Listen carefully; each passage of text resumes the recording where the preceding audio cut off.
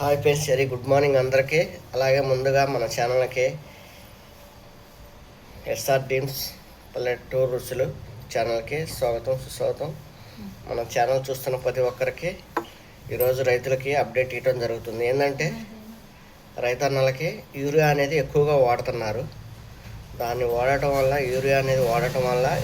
Urea కొరత అనేది ఏర్పడుతుంది బాగా. ఎందుకంటే నేను నిన్న కాక మొన్న ఒకరిని ఇంట్రో తీసుకోవడానికి అడిగా మొక్కజొన్నలు ఎన్ని అయినాయి ఏందని అడిగితే అన్న చెప్పిన సమాధానం ఏంటంటే 35 క్వింటాలు అయినాయి అన్నాడు. సరే అన్న, మరి ఏం మందులు వేసినావు అని అడిగా.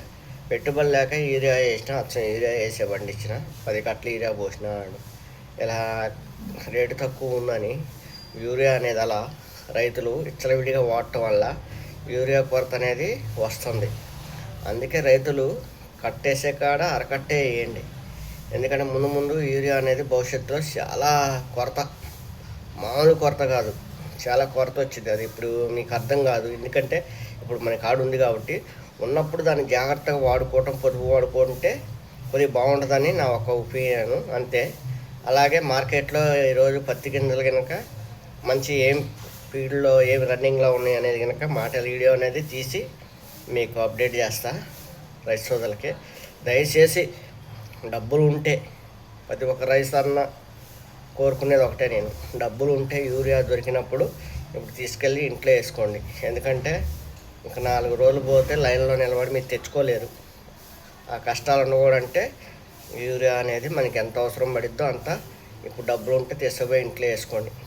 ఎందుకంటే తర్వాతకి లేనప్పుడు బాధపడే కాడికి ఉన్నప్పుడు తీసుకుపోవటమే మంచిది. బ్యాగ్లో దాన్ని 500 అమ్ముతారు, 1000 రూపాయలు అమ్ముతారు, ఎంతకైనా పోద్ది. యూరియా ఎక్కువ వాడుతున్నారు కాబట్టి యూరియా అనేది 260 నుంచి 280 మధ్యలో దొరికేది కాబట్టి ఎక్కువగా యూరియా అనేది యూజ్ చేస్తున్నారు.